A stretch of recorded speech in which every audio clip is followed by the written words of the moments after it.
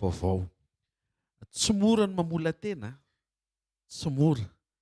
Fa Andriamanitra nefa mijery hoe vitanao ve mba manapaka ny tenanao sy ny fiainanao mametraka n'Andriamanitra manasanao isa-maraina eo amin'ilay toerana sarobidy mendriky ny ovaliana. Tahaka ny androany zao hoe manerika, mandrivotra, tsy dia tena confortable loatra ane zao le tonga eto fa te hilaza aminao tonga eto ianao manome voninahitra n'Andriamanitra, ho marina aminao ny tenin'i Jesosy hoe katsao aloha fanjakany sy ny fahamarinany dia hanampy ianareo zao rehetra zao. Amen. Vao ny tananao dia omeo voninahitra Andriamanitra. Isaory fotsiny izy isan'izay tonga eto ianao, isan'izay ny taominy sy ny tarihany ary na inona mety ho endriky ny sakatsakana na zavatra be dia be mety manakana eo amin'ny nofo sy eo amin'ny hita-maso dia ankasitraka ny tompontsika satria tonga soa eto amin'ny fotoanany sekoly.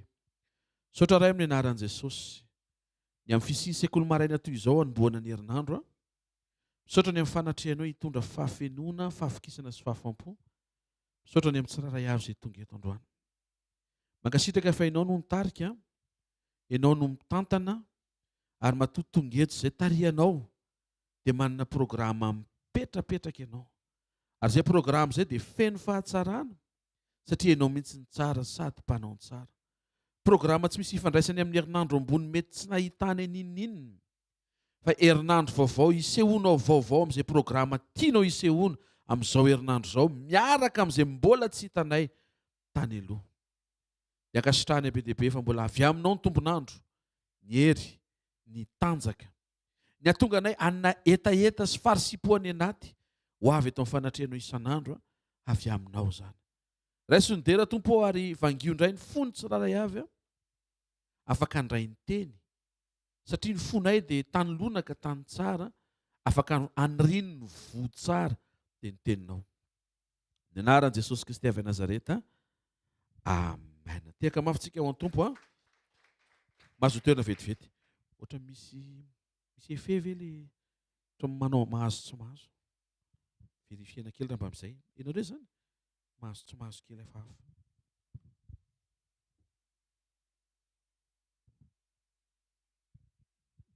Anio manokana tsika dia men'Andriamanitra fahafampo amin'ny teny ahalala azy bebe kokoa. Ny tanjon'ny sekoly dia ny hamantarantsika an'i Jesosy bebe kokoa. Ahafahantsika miaraka amin'i Jesosy tsaratsara kokoa. Ahafahanao manitsy ny fomba fiatrehanao ny fiainanao amin'ny dingana tsara kokoa. Aza vela hisy fiononana tamin'izay fiarahanao tamin'Andriamanitra treto. Fa ny fitenin'ny Paoly dia sombitsombony foana izy ny hitantsika treto. Fa mbola misy foana ny fahatanterahana miandry any aminao avy. Raha ao anatinao zany izay karazana etaeta izay hoe Andriamanitra te hahafantatra anao bebe kokoa dia ho anao ty fivorian'andro amaraina ity. Ary Andriamanitra miteny ho an'izay tonga sy miaina eo amin'ny toerana izay ampitenenany. Ho anao zany ny fotoan'andro amaraina. Raiso le teny, ampiaro le teny, hoeto miaraka aminao le teny, aza vela ho votsotra hiala ao am-ponao le teny. Amen. Anatin'ny sekoly Fanasitranana antsika androany dia hijery loha hevitra anankiray nampitondraina ny lohateny hoe Jehovah Rapha sy ny dian-kapoka tamin'i Jesosy. Jehovah Rapha sy ny dian-kapoka tamin'i Jesosy. Mba ahafahako mampiditra an'izany miaraka fanampiana masina, Jehovah Rapha dia anaram-panekena ny sehoan'Andriamanitra tamin'i Moïse. Ary ny dian-kapoka kosa dia nieretan'i Jesosy melohany nanoloran'ny ainy teo amin'ny hazo fijaliana. Samy mitondra fanasitrana ireo fa misy fahasamihafany be mihitsiny. Ary tian'Andriamanitra ho tonga ao anatinao mihoatra noho ny sitraka fampanasitrana izy, ny sokafany ao anatinao fa nikapohana izy. Izay le antony andro amaraina. Ary ao ambadika izay na le ray sitrana foana ianao. Tsy any amin'ilay fanasitranana le izy, fa any amin'ilay fahafahanao mifandray amin'Andriamanitra mba ho sitrana amin'ilay mba tiany anasitranana anao amin'izao vanim-potoana izao. Ny an'Andriamanitra zany tsy any amin'ilay vokatra, fa ny amin'le fomba anehoana n'le vokatra. Alleloia. Raha metraka fanontaniantsika dia hoe Andriamanitra ve manasitrana. Ilaina tokoa ny mamerina an'izany fanontaniana izany satria indraindray mitondra fisalasalana ao anatsika ny lalana hitondran'Andriamanitra antsika ka tsy fantatsika na tsy takatry ny saitsika toy ny hoe efa mivavaka fa mbola tsy sitrana. Ao anatin'izay dia fisalasalana ny eo ambadik'izay hoe tsy mpanasitran'Andriamanitra. Nefa vao miverina ao Baiboly ianao dia mpanasitrana izy fa ahoana ihany ary. Ilaina zany. Ilaina zany misy valiny ilainao mba tonga anao tsy rorosaina rehefa mandalo lalana mety tsy tianao nefa misy fotoana mpandalovon'Andriamanitra tahaka izay teneniko anao zay. Ny Salamy 7:1 kosa nefa dia manambara sy ny 7. Psaume 147 verset 1 sy verset 3. Hozy ny Baiboly aminaran'i Jesosy. 147 147. Efa mba ataoko 147. Ny anaran'i Jesosy. Dao raha makitsika satria efa ataon'ny mpanompon'Andriamanitra eo izy isa 2. Alleluia. Fa tsara ny mihira ho an'Andriamantsika eny mamy sady mendrika ny fiderahana. 7 tompoko. Mahasitrana ny torotoro fo izy sy mame ny feriny. Amen. Ny valiny hoe Andriamanitra ve manasitrana dia eny. Sy tiaka mafitsara ho an'ny tompo aloha. Androany zany raha mbola marary ianao dia mahavita manasitrana anao Andriamanitra. Raisy loha zay. Amen. Tena mahay ny zavatra rehetra izy fa tsy fanasitrana fotsiny aza. Satria voalazan'ny Salamy eto ny torotoro fo, zany hoe ny karazana aretim-po na fiantsoany teny frantsay hoe blessure anaty. Io zany tsy hoe maratra le fo fa vokatry ny setrasetra-piaina na ny zavatra tany amin'ny passé, indraindray tsy vokatry ny hafa fa vokatry ny fahadisoan'ny fanapa-kevitra ny raisitsika. Eo foana mantsy matetika hoe za pasteur maratra avy any amin'ny passé fa nisy olona nandratra. Rehefa tena tonga nefa ny commissaire manao ankety misy idiranao ihany le izy matoa le olona manondrana. Misy idiranao le izy. Na voambolana sy tsy pelina diso dia to dia miantsy atopoky le izy ao atokantrano. Dia rehefa mirehatra be ny afo fahatezeran'le olona ao an-trano dia ianao vao miteny victime nefa ianao ihany nanao taimbava voalohany mba tonga le olona mamaly anao. Zany hoe tsy zakanao zany rehefa atao aminao le ataonao amin'ny afo. Setrany ianao androany maraina amin'ny anaran'i Jesosy. Hitanareo raha etsika hitanisa hoe izy ao an-tranonareo ny tena rangory fototry ny afo dia tsy androso ianao. Fa tsy maintsy ianao no mijery hoe aiza ho aiza amin'ny fomba ny atrehako fiainana nisy diso avy amin'izay nizarain'Andriamanitra araka ny sitrapony fa matoa ny zavatra ny donao misy erreur avy aty amiko. Dia io nefa ny tenen'ny Baiboly mahasitrana ny torotoro fo izy mahame ny feriny. Na zay karazana ratram-po anaty zay ananan'i Jesosy koa ny vahaolana, ananany balsama manasitrana an'io vitan'io. Maika fanasitranana ny vatanao, ny fanahinao sy izay rehetra mahakasika anao kapoka an'izany spesialiteny avokoa zany rehetra izany. Mihoatra noho ny fanasitranana anao nefa dia manana planina tsara izy. Mila fantatry ny fiangonana fa Andriamanitra dia Andriamanitra ny kajy lavitra tena mihoatra noho ny kajy ny olona ary tsy takatry ny sainy ny kajy ny devoly izay mametraka foana fa mahay be hono izy. Teo izy Paoly, raha nahizo izy dia tsy natolony teo amin'ny hazo fijaliana izy ny tompon'izao rehetra izao sy ny tompon'ny voninahitra. Zay ny proof fa tsy afaka midepase an'Andriamanitra ny devoly ary tsy afaka midepase an'izay manana an'Andriamanitra ny devoly. Androany maraina aza matahotra devoly fa ny devoly no matahotra an'ilay Andriamanitra ao anatinao. Sy ho tehaka mavy tsara ao an'Andriamanitra. Le plan avereny hoe misy planina tsara hoe. Misy taontsika mibanjona eo amin'ilay fanasitranana mahatery fa manadiny mametraka an'Andriamanitra eo amin'ilay planina tsara lavitra no ilay fanasitrana androany. Ary io planina io mataho Andriamanitra miteny fa tsara aza verisy salasalana ao anatinao fa tsara rangala izy mataho Andriamanitra teny fa tsara. Amen. Navereny hoe tsara le izy hoe satria Andriamanitra mihitsy ny tsara hoe. Raha marina aminao zay dia sy ho tehaka mafy tsara ho an-tompo. Tsy hainao sitrana fotsiny fa hainao lasa fantsona izara zay fanasitranana maimaim-poana voarainao ho an'ireo marary mily izany. Zany zao anisan'ny tokony fantaritsika ampatsiahivina foana. Tsy ianao marary sitrana fotsiny ny programan'Andriamanitra fa ianao ihany koa mba lasa mivavaka malahelo sy honena reo zay marary. Indrindra reo zay marary mitovy aminao. Andriamanitra zany mampianatra mihitsy ny hoe possible ny ianao fa mba hoeto aloha ny hafa le mitovy aminao. Mamolaka ny toetrantsika Andriamanitra tsy hevitra ny tenantsika fa ho fitaovana eo an-tanany mba hevitra ny hafa zay tsy mahafantatra ny tokony ataony fa ianao no position mahatsiaro atao hoe vavaka aza tonga dia nenao entina fa ny hafa mety hiteny ianao ka ny anahy spesial misy olona koa any miatrika mitovy amin'ny anao io mba hoeto aloha zay olona zay ka tsy fantatra izy tsy voatery voatononao ny anarany tonono ny kany.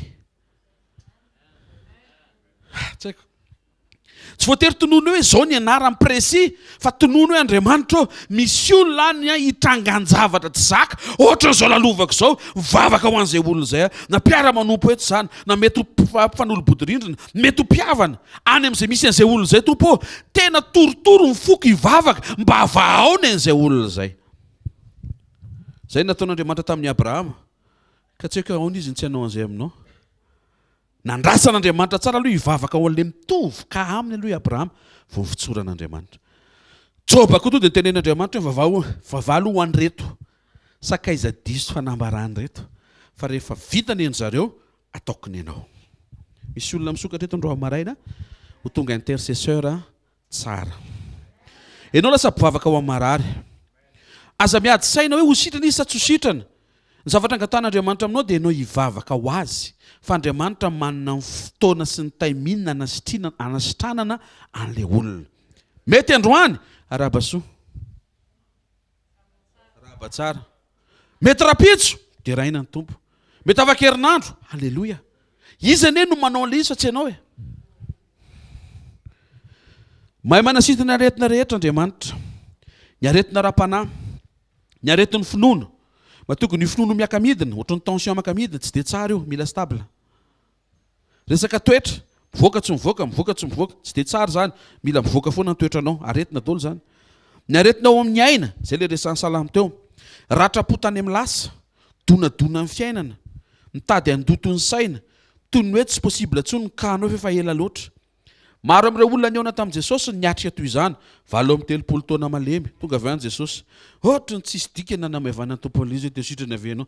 Mahavariana, le olona efa 40 taona niainan'le izy, tonga avy any Jesosy manamaivana le Jesosy ny androany ny fotoana fa tianao azy hoe le izy.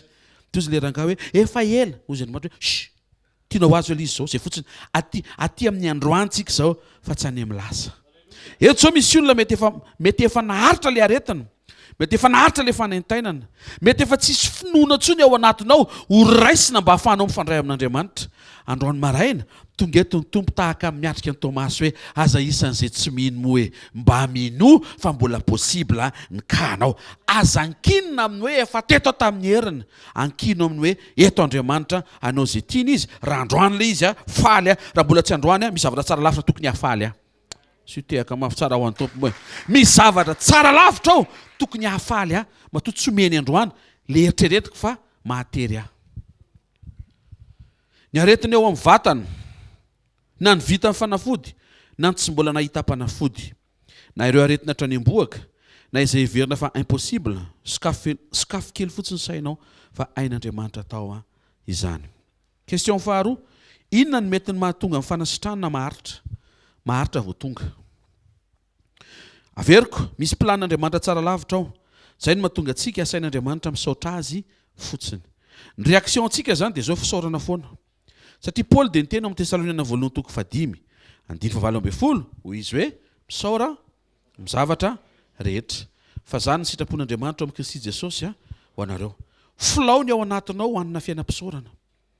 Tsy miankina amin'ny zavatra mahafinaritra mitranga, tsy miankina amin'ny valim-bavaka tonga ara-potoana, fa miankina amin'ilay Andriamanitra miaraka aminao, manome anao toky sy antoka fa efa voarainy etaetanao ara-potoana tonga avaniny ao aminao rehefa miandry an'Andriamanitra ianao amin'ny fiovantoetra mankany amin'ny toetra tsaratsara kokoa. Aza dino fa raha samy miandry ihany dia andraso miaraka amin'ny toetra tsara Andriamanitra. Fa raha toetra tsy tsara no andrasanao an'Andriamanitra dia tsisy eo izy. Satria ny fisehoan'Andriamanitra dia mifanaraka amin'ny toetrany avoakanao amin'ny mahazanak'Andriamanitra anao. Zay no mahatonga antsika mianatra foana isan'andro mamoaka ny toetran'Andriamanitra. Amen. Voalohany, inona ny mety mahatonga ny fanasitranana maharitraritra vao mitranga? Ny saorana ny tompo aloha hitranga foana le izy. Amen. Possible misy avinavina anatin'ilay olona. Raha vao avinavina anatin'ny olona anankiray dia efa niala ilay devoly nitondra aretina. Fa Andriamanitra amin'izay mizingizina, tsy mampitranga ilay fahasalamana. Satria ilay tena aretina tsy ilay ao amin'ny vatana, fa ao amin'ilay toetra miavinavina mametraka ny tenany olona io toy ny tsy mila an'Andriamanitra. Na mety hoe eo amin'ny fanasitrana fotsiny mila azy fa ny ankoatran'izay zany fampitipititra. Toy izy Andriamanitra hoe eo ary tsike, eo ary tsike, dia miandry ianao eo izy. Andriamanitra ta io ato aloha izy ka le avinavina aloha. Tiako hiakatra ny karamako ozy Andriamanitra, le avinavina aloha.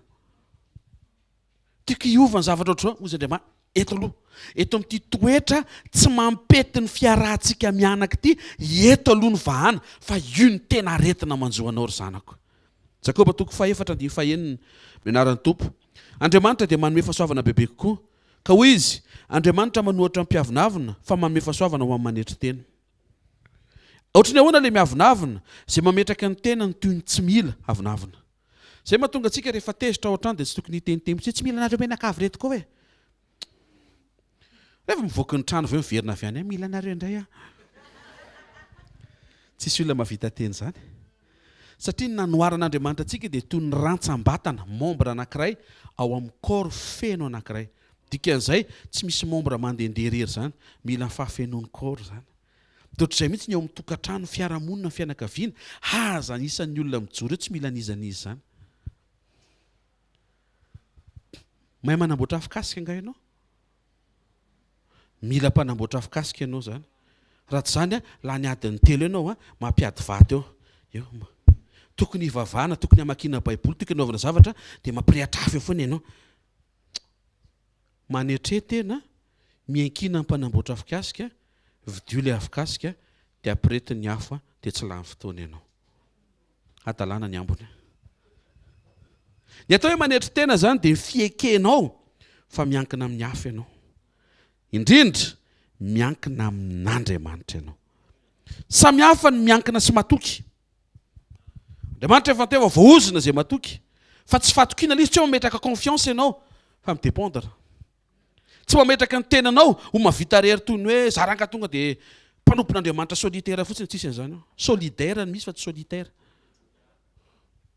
Alléluia. Jereo ny baiboly tsisy mpanompon'Andriamanitra nandehandeha rery izany tao. Tsy maintsy nisy communauté niasana tao, nisy mpiara-manompo niarahana tao. Satria tsy mivoaka le toetra raha tsy mifandona amin'ny olona mitovy aminao ianao Resa be le za tena hiafina anaty zoy dia any miandry an'Andriamanitra. Andran'Andriamanitra olona manana toetra enjana be anaty zoy ihany, sady hidian'Andriamanitra ny vato. Nareo mifampizaha toetra ao. Tsy aloha manaiky io fitondrany. Alléluia. Iny le ohatry ny fifandonana amin'ny mpiara-manompo iny ilaina, satria ao anatin'iny no mivoaka ny fahatsapahanao aloha hoe hoay eo. Zaka mbola susceptible amin'ity resaka ity, ohatrany somary mbola mora taitra amin'ity karazana resaka ity. Ohatra milahatra eo mpisakafo, milahatra ka sakafo any amin'ny croisade, tonga dia tonga avany le ranabavy, le rahavavy, tonga dia songona, pise mody asy mpisy le izy fa songonana ianao. Nefa efa samy reraka izao dia zay zao le mila amboarina. Tsy mety le mpisongona fa tsy mety koa le sorena. Koa dia misy mesure raisina fotsiny ka tsy izay ny hanimbako ny soroniako androany miaraka amin'Andriamanitra.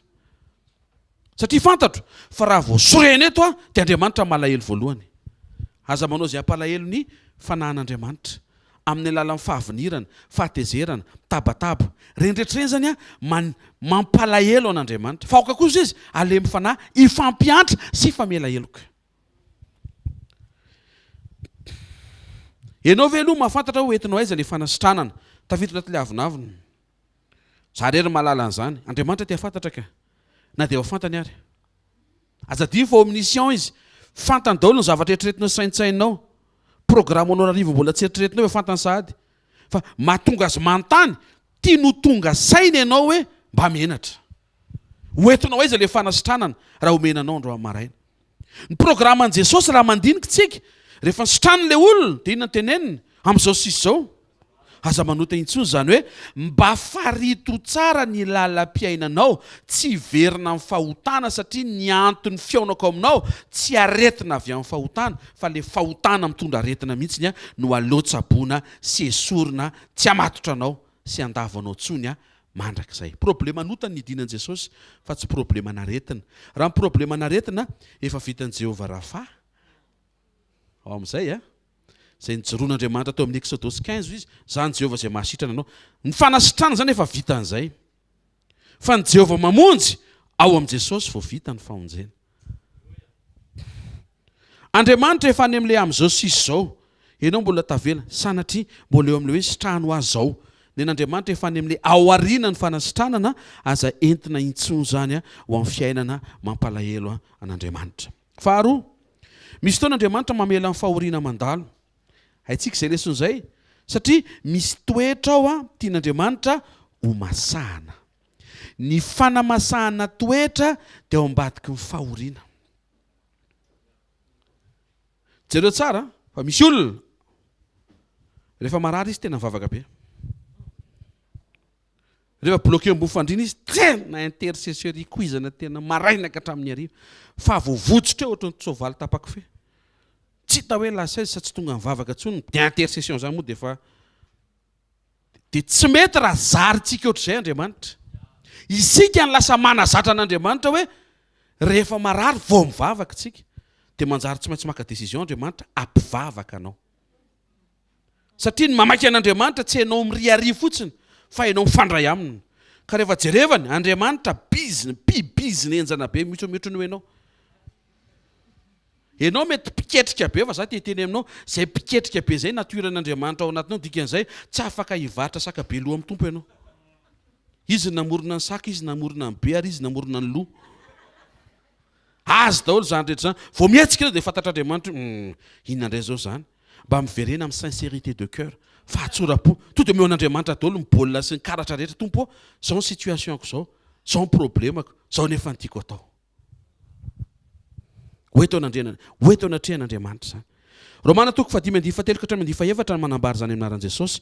Ary tsy zany ihany fa isika hifaly amin'ny fahoriana azy. Satria fantatsika efa ny fahoriana mahatonga faharetana. Ary ny faharetana mahatonga fahatsarapana voazatoetra. Ary ny fahatsarapana voazatoetra mahatonga fanantenana.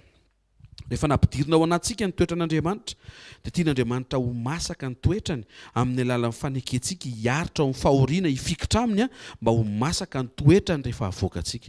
Rehefa mandray an'i Jesosy ianao, ino tsara, rehefa mandray an'i Jesosy ianao dia manana fahalemem-panahin'Andriamanitra ao anatinao. Rehefa miseho fahoriana dia masaka le fahalemem-panahin'Andriamanitra ao anatinao. Dikan'ilay masaka miseho foana amin'ny fotoana rehetra. Tsy limité ny zavatra hita maso tsony hoe rehefa ohatr'izao vao mivoaka dia rehefa ohatr'izao tsy tafavoakako. Tsy mbola masaka izy zay. Tena kaikinao tsy mbola masaka izy zay hoe mila masahana izy zany hoe. Dia misy taona anatin'ilay zavatra ohatrany tsy tianao mihitsiny no masahan'Andriamanitra zay fahatsarany toetrany tiany avoaka ao anatinao. Fahatelo te hampiaiky sy hampatsiaro anao izy fa tsy anao ny fanasitranana fa azy. Misy taona isika ampiasain'Andriamanitra enjana be amin'ny fanasitranana.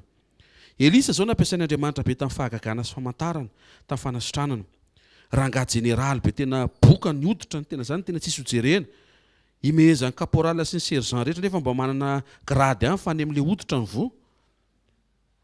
Tsy afaka tena mibaiko tsony satria tsy misavatra misy favoazana. Dia nefa nisitran'Andriamanitra tamin'ny alalan'ny fampiasana ny Elisa. Nasaina nyroboky mipito amin'ny Jordano, tsangana avao ilay rangahy. Tonga dia ohatran'ny nofona zazakely hony, nofony. Hatrany tapindoha ka hatrany am-paladia. Tsy hita intsony ny trasin'ilay abokana sy ny trasin'ireo olatra avy amin'ny maha-piady an'ity lehilahy ity. Na havariana, vitan'Andriamanitra ny nanafaka an'ilay abokana fa tsy nataon'Andriamanitra ny nampaniry ny volo teo tapindohan'ny Elisa izay sola. Porofon'Andriamanitra, ampandaloviko aminao amin'ny miracle, fa tsy anao amin'ny miracle. Hitanareo amin'izay, mikajy Andriamanitra sao dia verezin'ilay zavatra omeny ianao. Dia asehon'Andriamanitra mihitsy hoe omeko anao ilay izy, fa tsy ho anao ilay izy. Raha vao ny hafa dia mety ilay izy, fa raha vao ianao dia tsy maintsy makaty amiko ianao. raha io mantsy ny vitsorany complètement 100% tsisy hivavaka zany tso. Avidy ao le ateo dia somary mandeha le fotoana valoha dia fa metra-tany androany dia ny tompo malala anatin'ny fotsika dia samy maka ny baiboly salamy 119 androany fotsiny to dia azonareo satria efa nomena hony. Fa apetrapetraka Andriamanitra tsara hoe omeko hiasa araka ny sitrapoko. Dikan'izay ampiasanao hanasitrana ny hafa fa ny anao manokana mila miresakitsika any an-trano. Dia izy Jesosy midira amin'ny efitrano mangingina hito ny trano dia miresa amin'ny babanao. Dia mety hiteny ianao ndray fa tsy misokatra zany ny sainao hoe zany ny tsara indrindra. Andriamanitra manery ny fiainanao mba hiombonanao aminy. Amen. Paul koa nivavaka ho ana mararomaro. Mosoara fotsiny nampiasainy tonga dia sitrana olona amanarivony. Fa nisy tsilo teo amin'ny nofony. Tsy vitany, tsy efany, tsy tanizay natao hozy Andriamanitra. Fa hozy izy amin'ny Korintiana 2:17 naran'i Jesosy. Ary fandrao irehareny ho ny abetsaky ny fanambarana dia nasiana tsilo tamin'ny nofo dia iraky Satana Amelia fandrao irehareha. Ny kalkulan'Andriamanitra zay tsy ampireharehanao. Ka raha ohatra ka aretina le izy dia eo amin'izay zany problemantsika dia maninona raha ezorina le firehariana. Fa tsy ekena le io mihitsy tsy mampirehareha. Ezory le firehariana. Tsy le tsilo fa le firehariana. Tatsika amin'izay tsy le manaintaina eo amin'ny vatana fa le tsy zakan'Andriamanitra ao amin'ny ainao dia ny toetranao. Fa efatra, misy voninahitra mihoatra ao am-pon'Andriamanitra. Zay mahatonga Jesosy ny teny amin'ny Jaona 1:14. Jaona 11:4. Naran'ny tompo. Ary rehefa reny Jesosy zany dia hoy izy tsy ho fahafatesana no anton'izany aretina izany fa ny ampisehoana ny voninahitr'Andriamanitra mba hankalazana ny zanak'Andriamanitra. Tsy tonga nanasitrana ny Lazarosy Jesosy satria efa nikalkula voninahitra. Tsy tonga nanakana ny fahafatesana tsy ahatra eo amin'ny fiainan'ny Lazarosy Jesosy satria efa nikajy voninahitra. Ka mety ho ray amin'ireo izy mba hifampahirezana eto androany fa ny zavatra azo antoka aloha dia izao samy tsara daholo ireo programme ireo. Fa mila mangataka amin'ny tompo tsara, tompo aiza ho aiza zany ny position tokony hijoroako. Ny zavatra hitako aloha dia izao hisaory fotsiny aloha Andriamanitra. Ino aloha zany position hitovizana iny. Avy eo mandiny teny ianao sao dia miavina, sao dia misy zavatra tsy mandeha amin'ny laoniny, sao dia misy toetra tsara tian'Andriamanitra ho masahana. So tian'Andriamanitra ampiekena fa tsy hanala izy dia ampiasaiko amin'izay tiako fa anazy mba hiankinako aminy.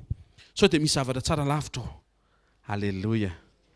Fa zao kosa aloha ninona mitranga sy tsy mitranga miangavy anao hiresaka aminy foana. Teny kaikinao ninona mitranga hoe miresa aminy foana hoe. Ary raha mbola tsy mitranga ilay izy hoe dia miresa aminy foana hoe. Vavaka io resantsika io miresa aminy foana vavaka foana. Ohatrany ahoana ny dian fanasitranana. Ny titrantsika androany dia hoe Jehovah Rapha sy ino izy teo? Sy ny dian-kapoka tao amin'i Jesosy. Ny dian fanasitranana dia toy izao. Rehefa tonga Jesosy dia nijoro izy satria fantatra Jesosy fa ao aminy avokoa faneken'ny rainy no mamaly. Na Jehovah Rapha io na ny anaran'Andriamanitra rehetra, Tsto, Shalom, Shama, ny rehetra. Ary izay no mahatsara fahatongavan'i Jesosy. Ny fahatongavan'i Jesosy dia manamora zavatra. Tsy mila mitadidy akory ianao izy daholo ny anaran'Andriamanitra to dia atambatra ao amin'i Jesosy daholo. Dia raha misaina ianao hoe vitany ve ny mamafatra ozy? Ao amin'i Jesosy vitany. Vitany ve ny ao amin'i Jesosy mivaliny. Amen. Traindray ohatrany tsy misokatra ny ao anatsika hoe vitan'i Jesosy ilay zavatra manjoanao e. Satria ilay fisehoan'Andriamanitra ao amin'ny testamenta taloha rehetra ne ka natambatra ao amin'ny anaran'i Jesosy irery ihany. Mba tonga miresaka momba ilay Jehovah Rapha mba hisokafany ao anatinao fa hafa be mihitsy ny fisehoan'Andriamanitra tamin'izy nijoro fa mahasitrana anao sy tamin'izy nahavita niaritra dian-kapoka ho fanasitranana anao. Tamin'ny voalohany Jesosy rehefa nanomboka ministerany dia naniraka ny mpianany ary nanome fanasitranana natao ho zaraina. Salamy Matthieu 10:9 minaran'i Jesosy. Sitrano marary, tsangano maty, dioviny boka, avoiny demonia, efa nahazo maimaim-pona nareo manomeza maimaim-pona. Ny fomba fiasan'ilay fanasitranana dia fametra-tanana ary famoahana demonia amin'ny anaran'i Jesosy. Fa rehefa vita ny famonjena, voarain'ny mpianatra ny fanamasina, nentin'ny fanamasina ao anatin'ny mpianatra fanomezana anankiray atao hoe manasitrana. Ny mpianatra tamin'ny rana zany tsy mbola nanana an'le fanomezana fa mbola ny rana fotsiny izy dia mamaly fotsiny le anaran'i Jesosy. Fa rehefa vita amin'ny famonjena, nomena ny fanamasina, nety ny fanamasina ho ao anatin'ny mpianatra ny gifta na ny fanomezana anankisivy, dia nanomboka teo lasa misy fanomezana manasitrana ao anatin'ny mpianatra.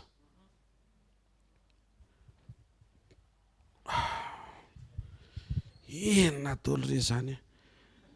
Ampifandray anao amin'Andriamanitra ny fahafantaranao ty fahamarinana androany ty. Tsy tian'Andriamanitra anao hijanona eo akanjo ivelany fotsiny dia hisitraka fanasitranana, fa tian'Andriamanitra anao hiditra ao amin'ny hevitra masina indrindra mba hifankahita aminy sady sitrana. Tsy mahentehaka ao an'Andriamanitra.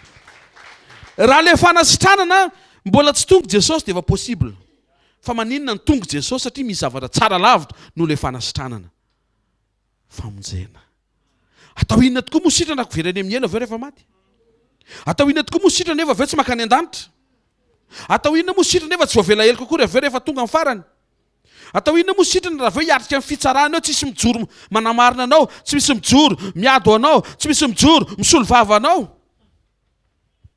Hitanareo amin'izay tsy fanasitranana amin'ny fanaperana, na dia mafy be ary mety manjo anao andro amaraina, sokafo lavidavitra kokoa masompanànao. Sao zay no andrasan'Andriamanitra mba ahafahany mamotsitra satria tsy bloqué eo tsony vision anao. Mahita olona sitrana andro amaraina. Ao anatin'izany teny izany efa manomboka manafaka Andriamanitra satria manomboka miala ianao amin'ilay hoe te ho sitrana, manomboka miakatra eo amin'ilay hoe te ho voavonjy. Amen. Misy ozy gagabe. Vakatsika ngatsika voavonjitsika menakavy reto. Ianao tsy haiko manapa-hevitra fa tsy fantatra zany. Tsy seza le izy ary tsy fivoriana. Tsy fiarahamonina le izy fa fanapa-kevitra. Zahay efa tapa-kevitra ka. Aseho ary amin'ny fitondran-tena. Aza ampidirina kosa ny fitondran-tena. Ahoana tsy ampidirina? Ndray. Izay mihitsy ny andrasan'Andriamanitra mba ahafahana miditra any amin'ilay hoe miara-miaritra aloha. Kina zany le aretana. Le aretana misy fakapanahy tonga fa lavinao. Fiaretana misy zavatra tianao fa tsy ataon'Andriamanitra. Tsy ataony. Hoy Andriamanitra misy fiandianana. No. Dia amboariny ianao. Tsy midika zany hoe tsy tiany ianao. Tiany ianao fa tsy tiany ho gâté ianao. Tsy hoe izay tianao ara-potoana dia tonga ara-potoana daholo. Tompo, aza ve nisy orana? Taon'Andriamanitra feno orana be mihitsiny. Zoma zao mba tena nyteny hoe Jesosy. Mba hitory-teny amin'ny zoma. Fantatra zany ozy ny tompoko. Za nge maniraka anao eo. Ary zany mametraka ny teny eo ambavanao. Ary ampitranga fagaganao ambadika fampiasako anao. Raha mba mety, aleo tsy milatsaka ny orana fa mba sahirana ny olona ho avy. Latsaka mihitsy ny orana mba ho hitako izy mbola ho avy ela latsaka ary ny orana. Enjany pastera mody any aminay ny.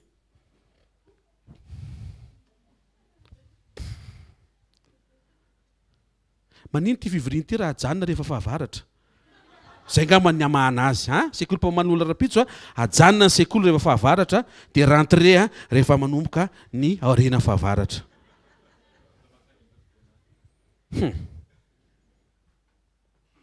Ataon'Andriamanitra latsaka mihitsy le orana. Mandrivotra mihitsy, tsisy mihitsy ny taksi be. Jery anao izy. Mbola tsy devoly manakana fa taksi be. Tsy devoly fa taksi be. Dia voasakana ve ianao? Sao dia mba tsy mangetentan'Andriamanitra. Averiko, tsy mora fa mahafinaritra be rehefa hiainana. Tsy ao amin'ny confort no anehoana an'izay. Ao anaty mizavatra be dia ohatrany tsy dia tiana ohatrany ao anatin'ireny. Reseo io nofo be io. Omeo an'Andriamanitra io. Omeo voninahitran'Andriamanitra. Izay tian'Andriamanitra mahasoa antsika fa tsy izay tiantsika.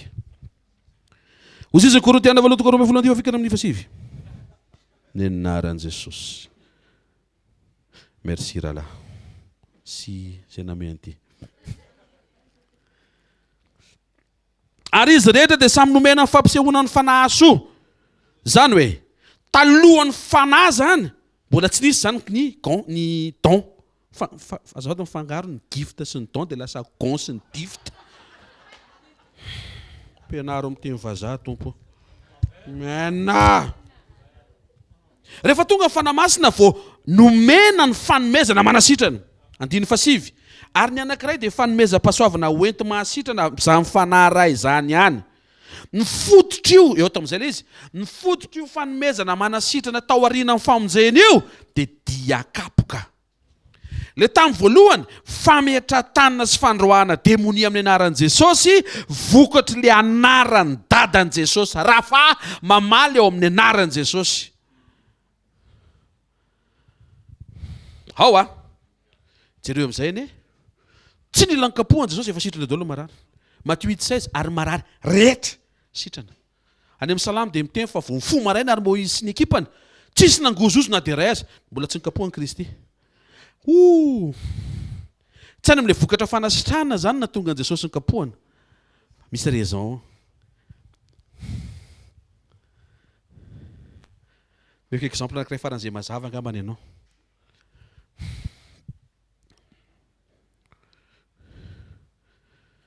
Tamin'ny ianao mbola mpitovo dia miteny ny fiancé anao hoe marava amin'ny 9 afiorana be mihitsy. Dia hozy anao hoe ty frais taxi. Alléluia. Ohatrinona lafo anie tsy maninona. Mavadreva rehefa lasa mpivady fa tokony dia biso fa tiana hividanina vary e. Tsy tokony ohatr'izay fa tokony hitohy. Raha nalefanao taxiste tamin'ny mbola mpitovo, babenao izy rehefa mpivady nareo. Sekoly tokatrano. Ndao rentsika hiresaka zavatra tena marina. Ao zao misy faly be. Raha za zao baben'le dada. Mety tapaka ny lamosiny a fomba fiteny le teo a. Hoe tokony ho tsara kokoa zany tiako tenenina. Dia zao, inona ny mahasamihafa an'ilay hoe nomeko anao ny frais taxi dia ataovy izay hodiana sy ny hoe za mihitsy niaka anao dia aloha miara-kotsitsika miditra taxi. Misy zao mety tsy micomprendre an'izany. Nene za tsy niaina an'izany mihitsy. Mba miaina an'izany. Fa mahita ny tsikitsikinao ohatry ny azonao le tian'Andriamanitra tenenina. Mety nomena le moyen fa hafa mihitsy rehefa niaraka teo. Miara-miaritra n'le orana. Ohatry ny tsy nisokatra ny elo dia niara-kotsan'ny ranonando ny volonareo roa kely tamin'izany. Mampisinina ke zay? Manina pastera? Mampisy fifandraisana hoe tsika roa tamin'izany kotsan'ny rano. Fa tsy telefony sy aiza nareo zao e. Mangala taxi dia anao tsisy taxi mandana bus e. Ka za tsy afaka miala atao tranoko. Lasa kisitom-belona be rehefa mpivady avy eo. Tsy mety izany. Mila verina amin'ny laoniny. Tokony ho tsara lavitra. Surtout eo manana an Jesosy ianao. Aiza ianao malala. Marava amin'ny 5 efa eo. Sao dia kotsan'ny orana ianao. Ao zao misy miteny raha mba za zao iaino zany amin'ny anaran'i Jesosy.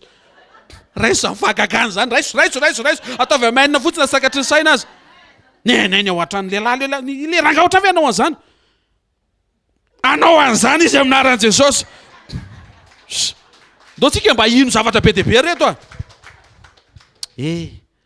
Anareo tanora zany. Atsika rehetra zany. Inona mahasamihafa azy? Misy manomboka efa hitanao amin'izay. Ny mahasamihafa azy napetraka Andriamanitra eo an-tanan'ny mpianatra le vokatra fanasitranana tamin'ny voanirahana zareo. Fa rehefa nandray an Jesosy ka nomena ny fanamasina dia nampiasain'Andriamanitra nasitrana ny mpianatra. Le teo nahazo mamaim-pony nareo mizara. Aty amin'ilay fanomezana fanomezam-pahasoavana hoento mahasitrana. Toy ho an'Andriamanitra manasitrana ianao fa tsy Andriamanitra. Tsy Andriamanitra zany ianao valim-bavaka or tsy ianao mamaly azy. Eo zany tsika dao izy. Andriamanitra tsika tairo ary. Alefaso mivavaka ao dia asaovy mivaly zao raha Andriamanitra ianao e. Eo ary tsika. Tena kaikanao tsy Andriamanitra ianao. Andriamanitra ny ao anatinao. Toetra n'Andriamanitra ny ao am-ponao. Fiainan'Andriamanitra ny ao anatinao. Zanak'Andriamanitra ianao. Sy ho tehaka mafy tsara ho an'ny tombo kosa e. Ny zanak'Andriamanitra tsy mahay manota fa tsy mety marary. Zay aloha ny tenenin'ny Baiboly. Dikan'izay mandalo eo fa tsy maharitra e. Fa ny mamaky an'Andriamanitra ny zanany tsy hoe iny zanako iny tsy marary mihitsy tsy zany ny fierten'Andriamanitra fa ny fierten'Andriamanitra io mamonjy fotoana isaky latsinainy maraina io tsy manoto io zanako io tena kaikinao ianao ne zany resahany zany e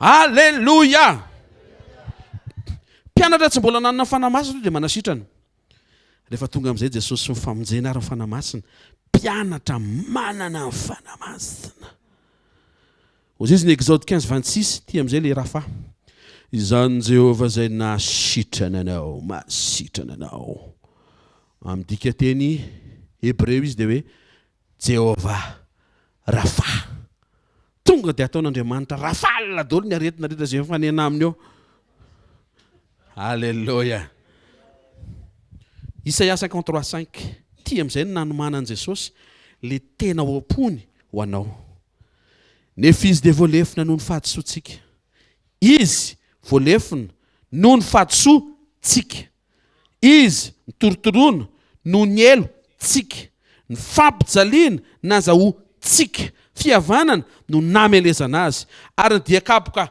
taminy no nanasitranana antsika zavatra anankiroa mazava-be zany izy eo miaritra ianao tafavoaka izy eo miaritra ianao tafavoaka izy eo miaritra ianao tafavoaka fa kosa miara-miaritra amin'indray ianao rehefa amin'izao fotoana izao mba miara-hita voninahitra nareo fa tsy mitovy le fiaretana tamin'izany izy niaritra azy fijaliana sy fantsika androany ianao miaritra niadinao amin'ny tenanao fa tsy hoe fantsihana ianao rehefa partoro ny ranger voalohany fantsihana andro amaraina to dia mifindra aoriana daholo no ny fandamina to dia tomboka ny ranger faharoa zany ny efarany ery amin'ny fortuna daholo ny olona rehetra ny ambony sy latabatra tena akaikinao tsy fantsihana ntsony ianao fa miady amin'ny tenanao ianao averiko a tsy fantsihana ohatran'ny Kristy ianao fa miady amin'ny tenanao satria io tenanao io tsy namanao io enao tsara fa io nofonao io hisarika anao any amin'ny ratsy io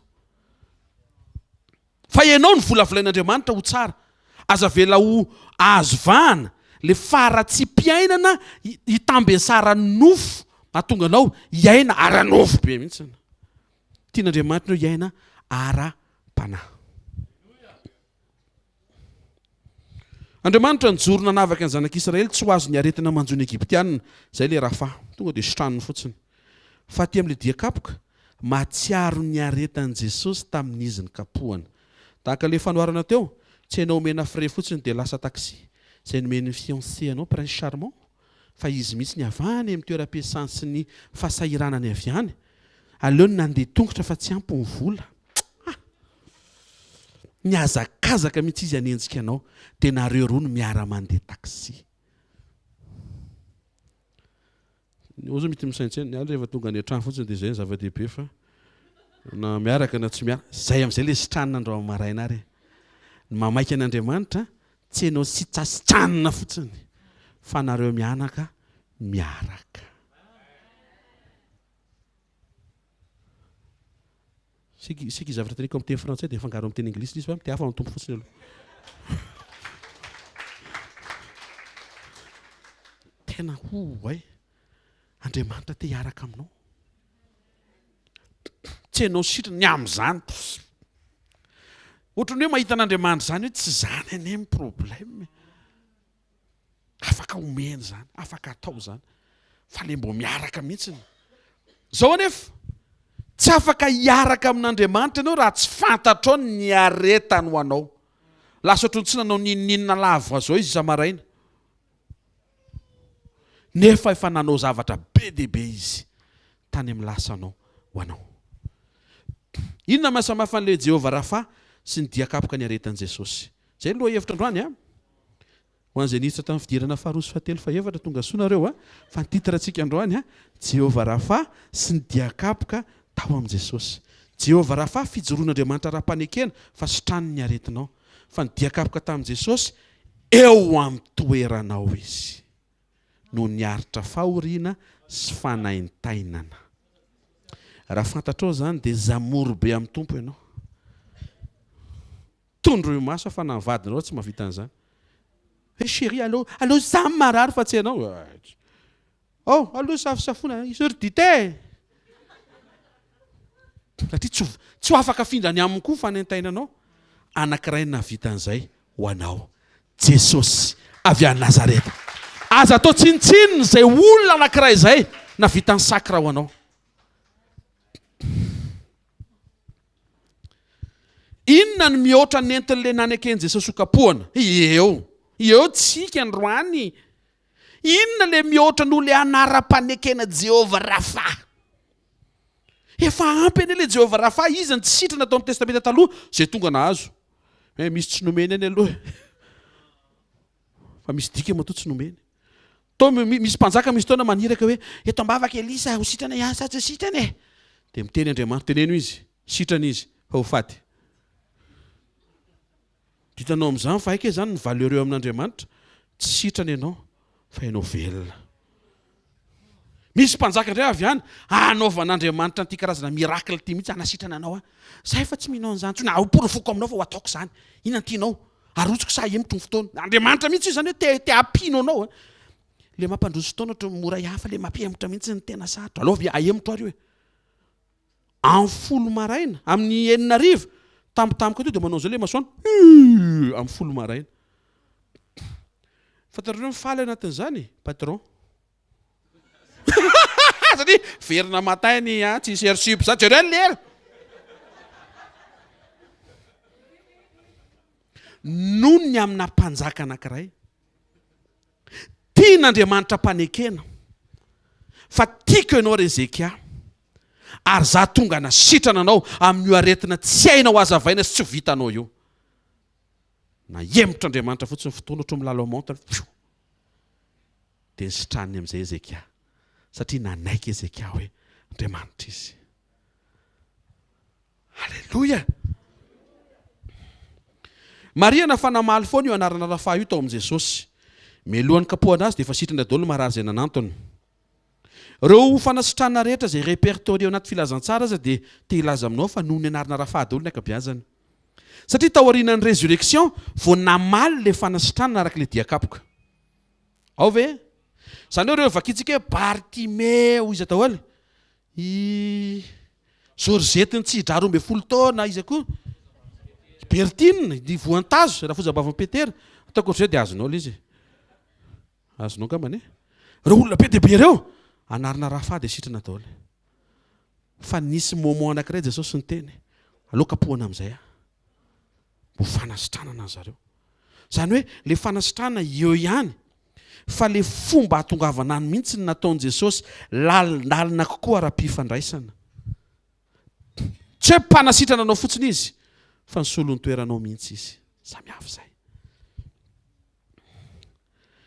Tao aorian'ny résurrection vao namaly ny fanasitrana araka ny dian-kapoka. Inoko fa ny fanasitrana ny ainan'ny apôstôly nananganina ny Dorcas maty. Le malemy tombavadiny tsara endrika. Enea mpanaraka fitombavaka izay malemy. Lay tovolahy maty rehefa nenjera avy teny amin'ny rihana ambony satria natory avy ny ainy ny toriteny ny Paoly.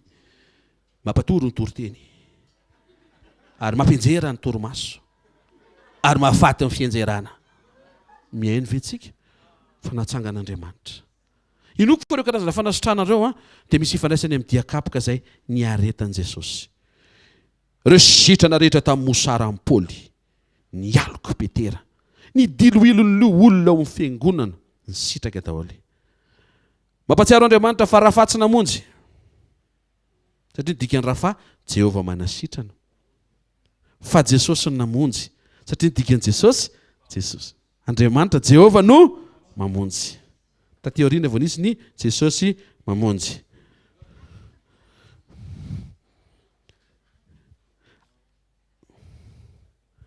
Vokatry ny dian-kapoka ny aretan'i Jesosy. Ny fanasitranana voaray tamin'ny Rafa dia sitrana fotsiny marary. Fa ny fanasitranana vokatry ny dian-kapoka ny aretan'i Jesosy dia fanasitranana misy voninahitra satria avy amina fiaretana.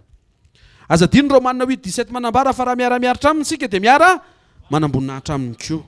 Miaritra ho anao Jesosy mba hisitraka voninahitra ianao. Alleluia. Le Rafa fampitsarana izay manaintainy ao aminao. Le avy amin'ny dian-kapoka fanehoam-pitiavana ao amin'ny fiaretana. fa zay mihitsy Andriamanitra rehefa tena hiasa. Azadino fa Jehovah Rapha no niseho tao amin'i Jesosy. Ny tena tao am-pon'Andriamanitra zany tsy hoe manasitrana anao fotsiny fa maka ny toeranao. Sy tehaka mafitsara ho an'Andriamanitra. Maka ny toeranao. Izy mihitsy ny marary ho anao aloha mba tsy harary tsony ianao ao aminy. Zay mahatonga ny azo fijaliana, izy mihitsy ny mifantsika teo dia tsy mifantsika eo tsony ianao. Izy mihitsy ny nanaiky ho faty mba tsy ho maty ny fahafatesana faharoa ianao, fa na mety mandalo fahafatesana ary ho atsangany avy eo satria efa nisosinina fandraisana. Fa ny tena tao am-pon'Andriamanitra zany tsy le sitranina fotsiny fa efa maika Andriamanitra tiaka ny toeranao. Tena kaikinao ny tena ao am-pon'Andriamanitra hoe teneno izy naseho an'i Jesosy hoe dia tsy izy manasitrana fotsiny fa izy maka ny toeranao hoe satria tiany ianao. Androany maraina mianatra tsika ny atao hoe fitiavana. Ny tena fitiavana tsy isika mitia an'Andriamanitra fa Andriamanitra ny tia atsika. Ahoana ny fanehoan'Andriamanitra ny fitiavany? Miaritra izy ho anao. Rehefa masaka ao anatinao zany fahamarinana zany, mora aminao amin'izay nitsika amin'Andriamanitra Tompo, ataovy izay tianao androany maraina. Satria ny fanehoam-pitiavana efa nikapohana ianao ho mba tsy ho kapohana tsony satria efa vita. Jesosy tsy narary. Marina sa tsy marina? Tsy fantatra. Jesosy tsy narary. Marina? Jesosy tsy nanentaina.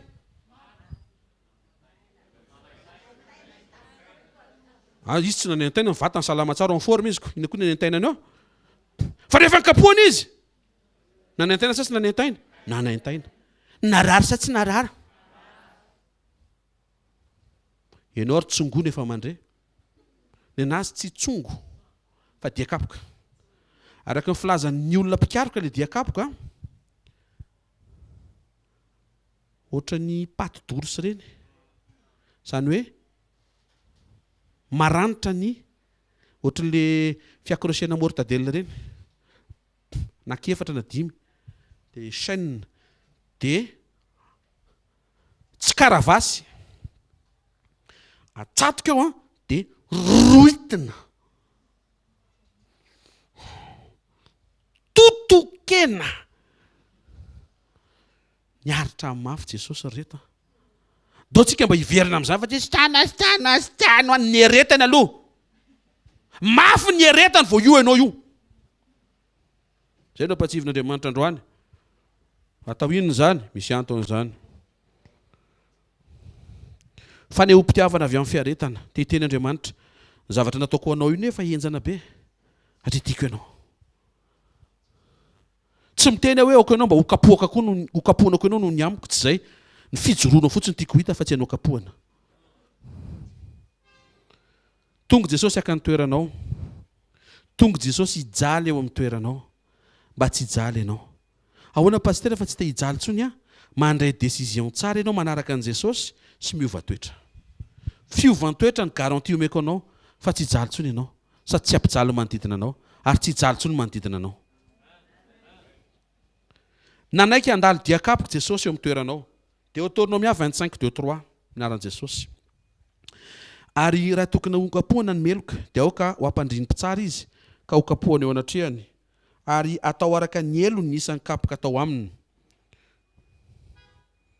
Soran'Andriamanitra fa tsy lalàna tsony. Lainga kapoka ray. Avinavina kapoka roa. Saintsain-dratsy kapoka 3 oka. Mampanao loto taloha. Tsisy nanao an'izany teto. Araka ny helony no isan'ny kapoka atao aminy, 9 hatramin'ny 70 ny kapoka azo atao aminy fa tsy atao mihoatra. Fa ndao raha mihoatra an'izany dia ho toy ny tsinitsino io imasinao ny rahalahinao. Ny lalàna ny nametraka fa ho kapohana araka ny isan'ny eloka vita n'ilay olona. Ary 70 ny max. Pro max amin'ny kapoka zany 70. Tsy mahazo mihoatra an'izay izy Andriamanitra, fantatra Andriamanitra fa raha mihoatra an'izay maty hoe le olona nefa tsy mifahafatesany tanjona fa izy anarina mahavariana nefa le dian-kapoka tamin'le olona tsy nananatra azy fa fanamasina miditra ao anatinao no mananatra anao. Amen. Lalàna nametraka fokampona araka anisan'ny eloka vitan'ny olona 7 max maximum farany betsaka. Jesosy tsy meloka. Marina sa tsy marina? Jesosy tsy meloka fa proof fa nitondra ny elokantsika izy dia izy no nikapohana teo amin'ny toerantsika sy ny elokantsika. Romana 8:2 ary amin'izany dia tsy misy fanameloana ho an'izay amin'ny Kristy Jesosy. Korintiana 2 Corinthiens 11:24. Hoy Paoly ny anaran'ny Tompo, indimy no nikapohan'i Jiosy, in-7 latsaka iray avy. Raha 40 maximum dia nikapoka nataon'i Jiosy hatramin'izay dia 39 foana fa tsy natao mikasika an'ilay 40 mihitsiny. Io le nieretan'i Jesosy ho ahy sy ho anao. Andriamanitra zany tsy le karazana olona manala izay manahirana anao fotsiny fa raisiny mihitsy ny toeranao. Tsy hoe manala anao any amponja izy fa izy mihitsy ny maka any amponja eo amin'ny toeranao dia ianao avoakany. Tia sa tsy tia zany? Tia zany. Izay fitiavana izay tiany Andriamanitra ho tsakotsakonao mandritra ny androm-piainanao mba hatonga anao tsy salasala ny amin'ilay fanasitranana mety irianao sy mba handrasanao eo amin'ny fiainanao. Androany maraina ohatran'ny maharitra ilay fanasitranana, tsarovy fa ny Andriamanitra ao niaritra dian-kapoka ho anao. Raha niaritra an'izany izy, ahoana tsy hanomezana an'ilay fanasitranana? Fa ny fifantohanao ataovy any aminy sy ny fahamamian'ilay fiaretana mba tonga ny fahamamian'ny fiarahanareo hamotsitra n'ilay vokatra satria izay ny tanjon'Andriamanitra. Ianao iaiko hoe Andriamanitra izany nataonao ahy, tsisy navitan'izany ho ahy, ianao rerina anao izany ho ahy, manana anao hoe tsisy manaiky ho kapohana eo amin'ny toeraka izany, ianao rerina vitan'izany. Zay fanasitranana androany io ataovy izay ataonao mety daholo na androany na tsy androany mety satria ny fitiavanao manome toky atao anaty foko fa mikarakara ahy ianao, mihevitra ahy ianao, misaina ahy ianao, tia ahy ianao, manana planina ho ahy ianao. Tsy io zavatra androany miserana io no hitsaratsarako sy hedivako aminao, tsy hiady aminao tsony aho. Ny antsika senao hatramin'ny farany sy io gitara kely antsika senao hatramin'ny farany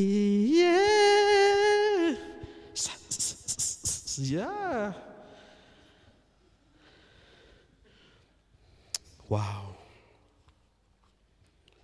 Tena samy hafa mihitsiny ny fisehoan'Andriamanitra amin'ny Rapha sy ny fisehoan'i Jesosy tao amin'ny dian-kapoka. Hozy izy ny Genesis 4:7-7. Genèse 44:30-33 adiva marantsika. Hiditra ao fehany dia hivavakantsika. Koa ankehitriny, raha tonga ny mpanomponao raiko ka tsy tafaraka aminay ny zaza, jody io miteny io, minegosy amin'ny Josefy izy, izay tsy fantany hoe Josefy antaky, hoeto ny zandrinareo faralahy Benjamina. Nefa Joda ny teny tamin'ny dadany hoe tena hoetiko miverina ny Benjamina rehefa tavavoaka Simeona. Ny ainy dadako dia mifamatitra amin'ny ity zaza ity, ka raha hita ny fatseo ny zaza dia ho faty izy. Ary ny mpanomponao, izy io miteny io, za Joda mpanomponao dia hampidina ny volo fotsiny mpanomponao rainay Jakoba ho any amin'ny fiainantsika tamin'ny alahelo. Fa zao za Joda mpanomponao efa niantoka ny zaza tamin'ny raiko ka nanao hoe raha tsy hoentiko aty aminao izy dia homeloko amin'ny raiko amin'ny andro rehetra iainako aho. Koa ankehitriny trarantotra ianao dada. Itsy dada keva Josefy fagarony trarantotra ianao safinaty-panea. Aoka amin'ny mpanomponao hitoetra ho andevo ny tompoko lahy. Aiza izy zany? Inona ny toeny? Isolo ny zaza. Zay le fitiavana. Isolo.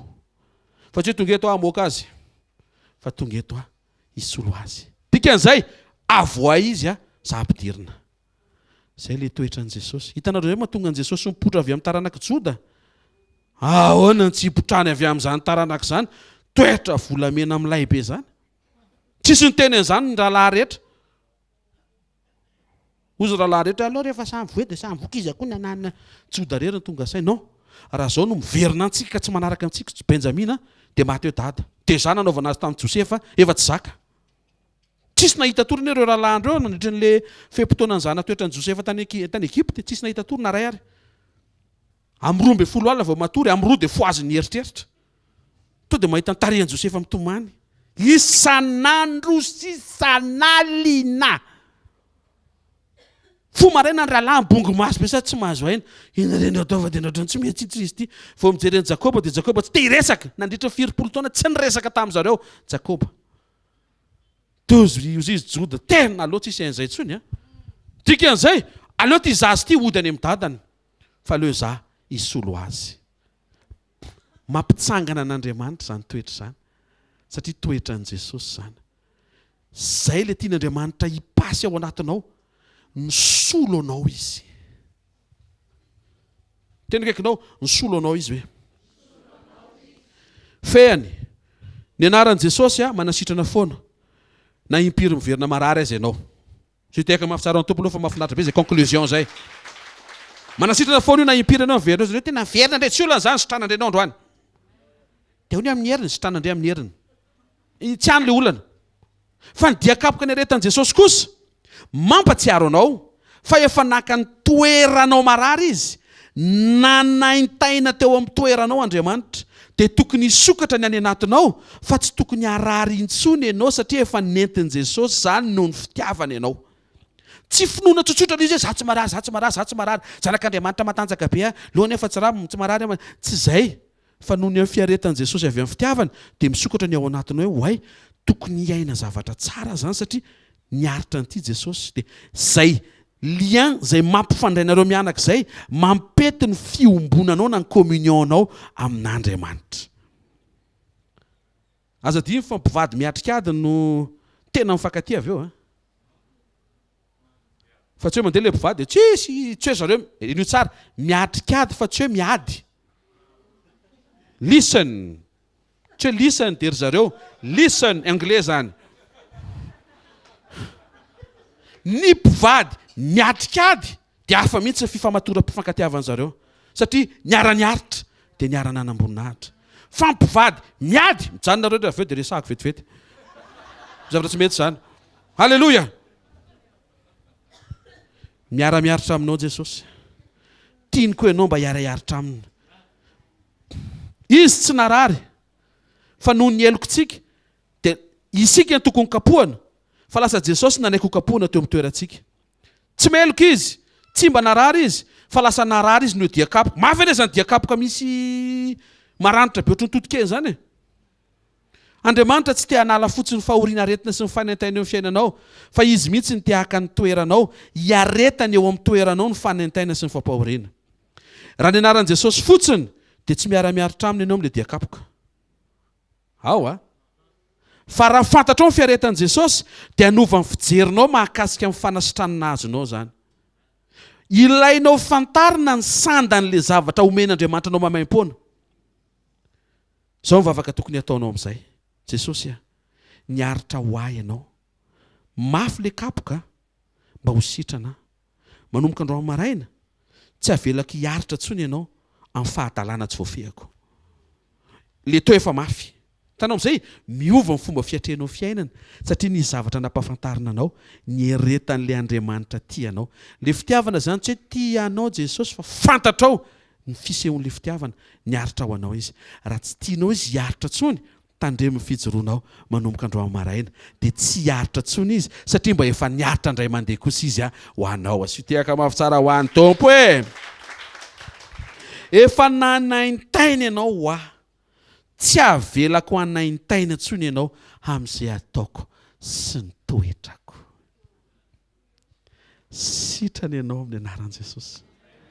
Hitanao ve manatsara ny fiombonanao amin'Andriamanitra ny fandresen-dahatrao fa niaritra ho anao Jesosy. Narary sa tsy narary le dian-kapoka? Narary. Tianao mbola rary ve izy? Tianao mbola rary ve izy? Mananga tanana eo Allo zavatra fa ty mbola ilaiko ty téléphone ty fa misy zavatra azo torahana foana eo. Hoe mba tongasaina kosa ry reto allo koa sisy tsy ampiaretana tsony e. De ahoana pasteur fa tsy tiako hanaintaina tsony izy. Tenenino akaikinao aza manotintsony. Ataova izay mihitsy izy. Misy mpampianatra feo ta sitrémolony ianao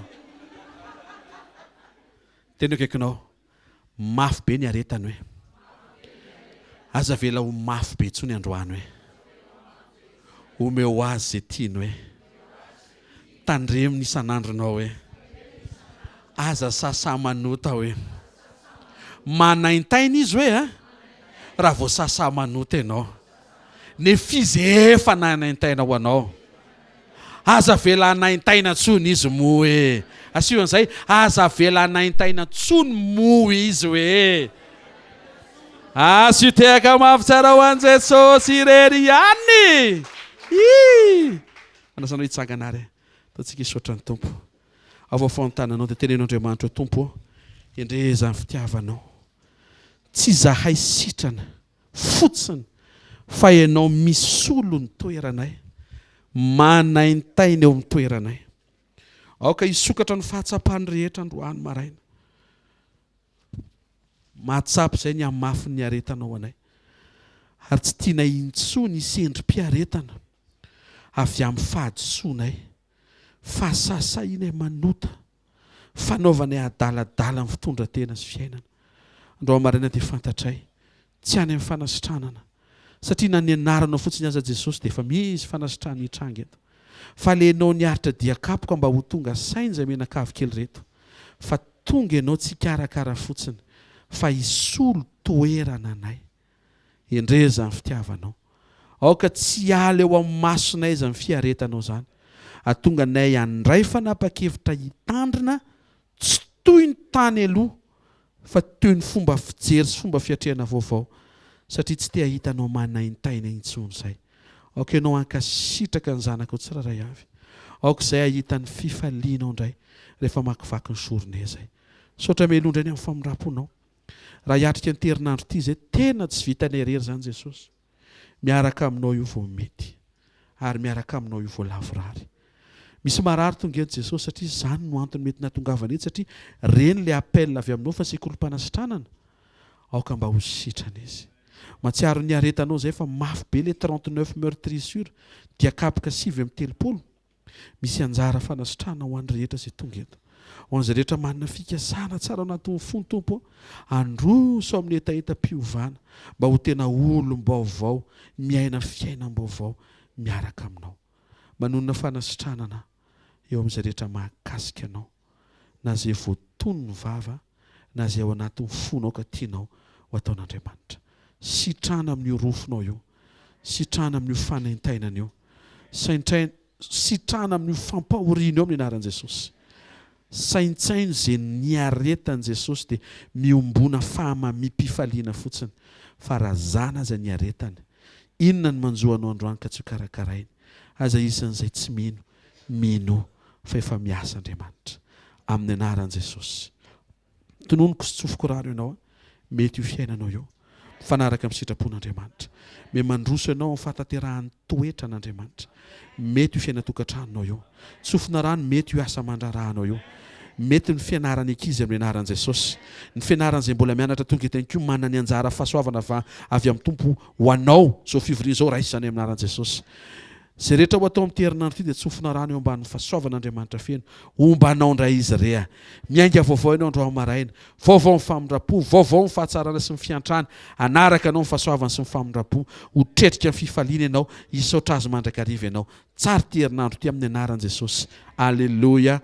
Amen. Sy fitehaka mafy tsara ho an'ny tompo a. Mahazo toerana vetivety kely a dia anao fanatitra tsika. Ny antony a mankasitraka sy misaotra ny tompontsika ny amin'ny zavatra omeny. Baiboly dia miteny a aza manao amin'ny faneriterena ozy izy a na amin'ny alahelo. Raha sendra renao hoe mety mbola tsy manana ianao a dia mangata amin'Andriamanitra dia amin'ny fotoana anananao a atao visany manao ianao. Tsy sakany izany tsy ahafahana manantona an'Andriamanitra. Alleluia. Dia hitantsika ny tompo anatin'izay a fotoan'izay. Inona moa titrantsika androany?